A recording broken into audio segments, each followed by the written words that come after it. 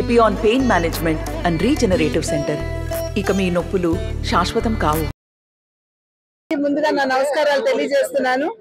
గడిచిన 6 రోజులుగా నేను రాజమండ్రి పార్లమెంట్ నియోజకవర్గంలో పర్యటిస్తున్నాను. ఈ సందర్భంలో ప్రజల నుండి అనూహ్యమైనటువంటి స్పందన కనబడుతుంది. మార్పు తథ్యం అని అందరికీ కూడా విశ్వాసం కలుగుతున్నటువంటి విషయం. ప్రస్తుత ప్రభుత్వంతో విసిగి వేసారిపోయినటువంటి ప్రజలు, ఎక్కడా కూడా అభివృద్ధికి తావులేదు. పరిశ్రమలు వచ్చి బిడ్డలకి ఉపాధి అవకాశాలు లేవు, మహిళలకి రక్షణ లేదు, పేదలకి ఎక్కడా కూడా న్యాయం జరగనటువంటి పరిస్థితి. ఏ వర్గం వారికి కూడా సమాజంలో ఇవాళ ఆంధ్ర రాష్ట్రంలో న్యాయం జరగనటువంటి పరిస్థితి. ఇటువంటి పరిస్థితిలో ప్రజలు ఖచ్చితంగా మార్పు కావాలి అని ఆకాంక్షిస్తున్నారని చెప్పి మనకి ప్రస్ఫుటంగా అర్థమయ్యేటువంటి విషయం. ఇవాళ నేను అనపర్తి నియోజకవర్గంలో నా పర్యటన చేస్తున్నాను. సుమారు 2 గంటల ఆలస్యం అయింది. అయినా కూడా ప్రజలు చాలా ఓర్పుగా వేచి ఉండి మమ్మల్ని సాదరంగా ఆహ్వానిస్తున్నారంటే ఖచ్చితంగా ఇది మార్పుకి నిదర్శనం అని చెప్పి నేను ఖచ్చితంగా విశ్వసిస్తున్నటువంటి విషయం. ఇక్కడ కూడా ప్రజలు 2019 సంవత్సరంలో ఎన్నుకున్నటువంటి ప్రజాప్రతినిధులు ఎవరైతే ఉన్నారో వారు ప్రజల ఆకాంక్షల మేరకు ఇక్కడ అనపర్తి నియోజకవర్గాన్ని అభివృద్ధి చేయనటువంటి సందర్భంలో ఖచ్చితంగా ప్రజలకి అండగా నిలబడి ప్రజల వాణి అవుతూ ప్రజల్ని కాపాడుకోగలిగినటువంటి ప్రజాప్రతినిధిని ఎన్నుకోవాలి అని చెప్పి ఇక్కడ ప్రజలు కృత సంకల్పంతో ఉన్నటువంటి విషయం చాలా స్పష్టంగా అర్థమవుతుంది. కనుక జూన్ 4 అంటే మే 13 ఎన్నికలు జరుగుతాయి. నాకు కావచ్చు, సోదరులు రామకృష్ణారెడ్డి గారు కావచ్చు, మా ఇద్దరు కూడా కమలం గుర్తు మీద ఓటు వేసి ప్రజలు ఆశీర్వదిస్తారు.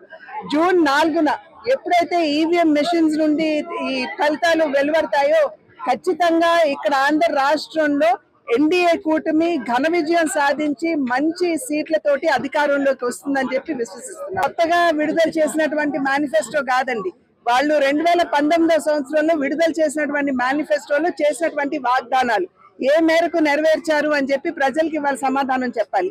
ఎందుకంటే అప్పుడు 2019లో నాకు బైబిల్ కంటే, ఖురాన్ కంటే, భగవద్గీత కంటే కూడా చాలా పవిత్రం నా మేనిఫెస్టో అని ఆనాడు జగన్మోహన్ రెడ్డి గారు చెప్పడం జరిగింది. కానీ మేనిఫెస్టోలో మద్యపాన నిషేధం దశల వారీగా చేస్తామన్నారు. చేశారా అంటే లేదు.